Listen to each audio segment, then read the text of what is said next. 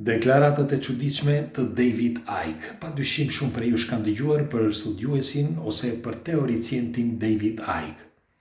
Kush nga ju e njeh? David Icke është një studiues anglez. Ai ka lindur në vitin 1952. Mirë po, aty pas vitit 95, parafërsisht, pastaj në vitin 2000, ai doli haptazi me disa teori të çuditshme. Unë do t'ju tregoj në sintezë se çfarë mendon ai për njerëzimin. Kush e drejton njerëzimin dhe kush e kontrollon botën në përgjithësi, planetin. Dëgjojeni me vëmendje sepse është vërtet e çuditshme ato çka deklaron David Icke.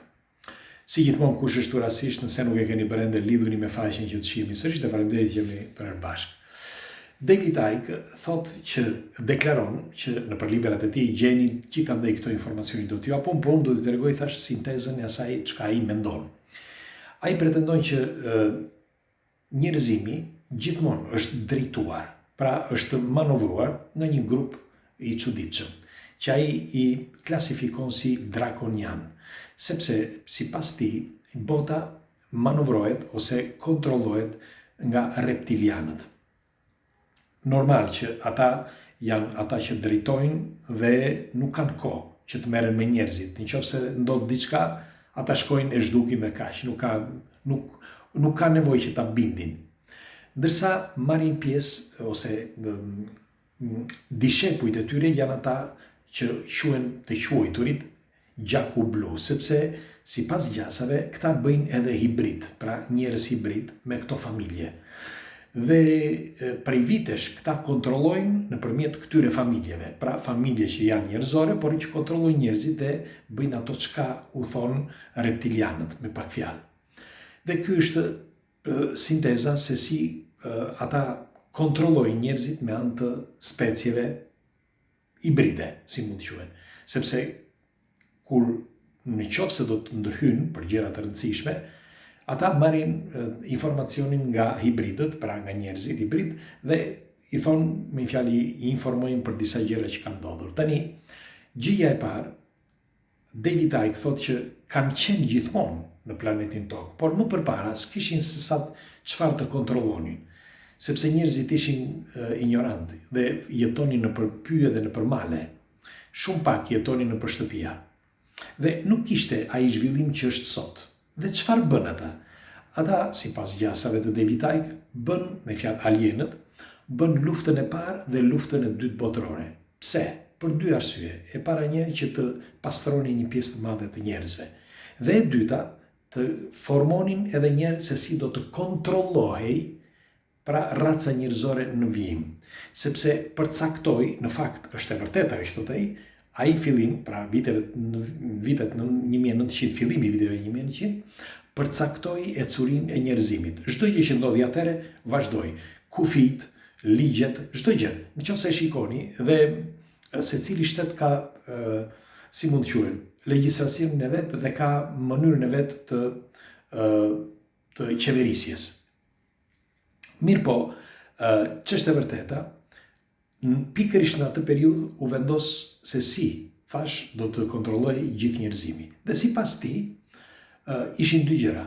Një, e para që do të krijonin një shtet të fortë, që e kishin përcaktuar dhe rregulluar prej vitesh, që ishte Amerika, që me anë të tyre, sepse duhet të ishte një, nuk mund të kontrollonin dot që të gjithë. Dhe kështu që me anë të tyre i thanë që ne do t'ju japim diturin, do t'ju japim zhvillimin, teknologjin, ju në këmbim do bëni atë çka do t'ju themi ne. Kjo ishte në sintezë. Pra, kanë bërë pakte për njerëz, për punë, për çdo gjë, për të gjitha gjërat, që nuk dua t'i përsëris këtu sepse ashtu janë punët. Por mjafton me kaq, sepse kjo kuptohet që me të vërtetë në një farë momenti shkoi kështu dhe Amerika u bë lideri numër 1. Dhe ka vend gjithandej. Po ta vini re, Amerika ka armë gjithandej, ka vende gjithandej dhe çfarë thot Amerika bëhet. Është e vërtetë apo jo? Tjetra, sipas David Icke, ai thotë që edhe NASA thotë u krijua u themelua nga nazistët. Ishin ata thotë që themeluan, por nazistët nuk ishin gjë tjetër, përveç se Hitlerit edhe të tjerë, që punonin pra dhe zbatonin ligjet e reptilianëve. Në fakt, tregohet që edhe vetë Hitleri, përveç se gjeti shumë artefakte të vjetra, por ai përdorte disa armë që nuk ishin parë ndonjëherë. Në fakt u zbuluan pikërisht në luftën e dytë botërore, nga lufta e parë deri në luftën e dytë botërore. Dhe është e çuditshme se si ato armë vazhdojnë ende sot që të kenë një forcë. Shumë nga këto, por kryesisht tanku për shembull apo dhe disjet fluturues. Tani pse thuhet për disjet fluturues? Mendohet që disjet fluturues u krijuan ose u ndërtuan për herë të parë nga gjermanët, pra nga nazistët. Dhe ata që shohin, si thot David Icke, një pjesë e madhe të këtyre objekteve, jo të identifikuara, janë veç objekte të bëra nga njerëzit, pra, por janë shumë më të zhvilluar. Është njësoj, thot, si kur ne, tu japim telefonin celular, thot, indigjenëve në Australi apo në Amazon. Pra, e njëjta gjë që nuk e kuptojnë kur, sepse telefoni ata nuk e njohin telefonin, dhe e njëjta gjë, thot, nëse do ta shikojmë ne, thot, një objekt të tillë, pra fluturues, që është i niveleve të larta, me një teknologji që ne nuk e njohim, pra njerëzit e thjesht. Dhe një ditë do zbulohet që është kështu, thot ai. Për më tepër, lindi NASA, pra stacioni NASA, si thot David Icke. Dhe NASA, nëse e përkthen në gjuhën hebraishte, do të thot gënjeshtër, ose si mund të quhet, kriptik, si mund të quhet, e fshehtë, ose fshehtësi. Dhe nëse do të shtohet ajo sh-ja, siç e kanë ata, me fjalë jo s, po sh, atëre del haptazi që është një kontroll i gjithë për të ikur lart. Kontroll për të ngjitur lart, me pak fjalë.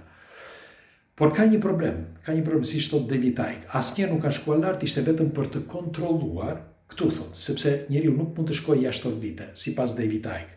Dhe sipas gjasave, ata thot kontrollojnë me anë mendjet e njerëzve me anë të këtij sistemi, pra dhe sistemeve të tjera, jo harp, jo këto, të gjitha këto që janë folur deri tani, që duke thënë për shembull që ka një jetë në kaq kilometra, keni parë këtë planet këtu, apo sistemi diellor këtu, apo ku ta di unë. Pra të gjitha këto që gjoja vinë nga stacioni NASA, nëse keni vëre, stacionet e tjera, pra jo NASA, nuk flasin për këto gjëra. Nuk flasin ashtu siç flet NASA, pra siç jep informacionet NASA prej vitesh.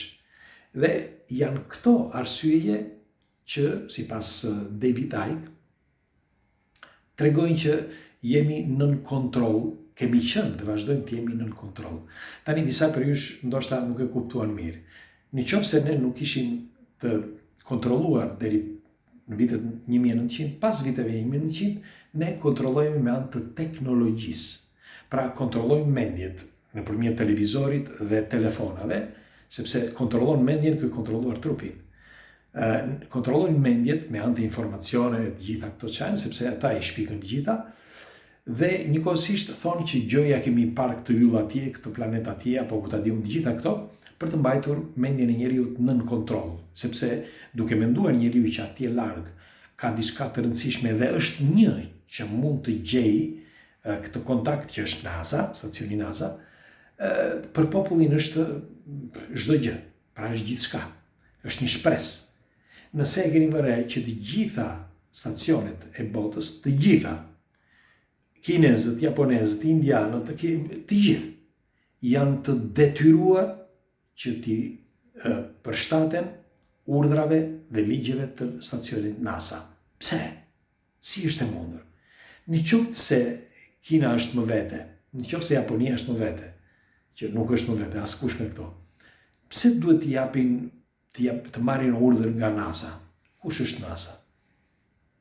Pra, këto janë ato teoritë që tregon ky David Icke dhe thotë që e thot haptazi, mjaft të shikoni, thot, drejtorin e parë, thot, stacionit NASA, që ishte një Gjerman, ishte një shkencëtar gjerman që shpiku bomba, shpiku raketa dhe shpiku disje fluturues. Por nëse do të flasim për këtë, për Von Braun, që ishte pikërisht ky, Von Braun, përpara se të vdiste, tha që bota merret me, do vi momenti që gjëja merret me japonezët, por do vi momenti thot që do merret me rusët, pastaj me këta arabët, me fjalë vendin e lindjes, dhe pastaj thot do merret me alienët.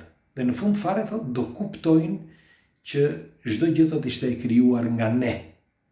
Pra disjet fluturues, alienët etj etj. Që në të vërtetë, sipas tij, nuk çdo gjë e shpikur nga këta, por që alienët e vërtet nuk shfaqen, nuk dalin, nuk mund t'i kapësh, janë ata që drejtojnë, me pak fjalë. Pra kjo është sinteza që tregon David Icke për sa i përket kontrollit të mendjes së njeriut dhe të gjithë njerëzimit dhe planetit nga specie të quajtura reptilian. Ju çfarë mendimi keni? Mund të jetë e vërtet? Pres komentet tuaja. Natë.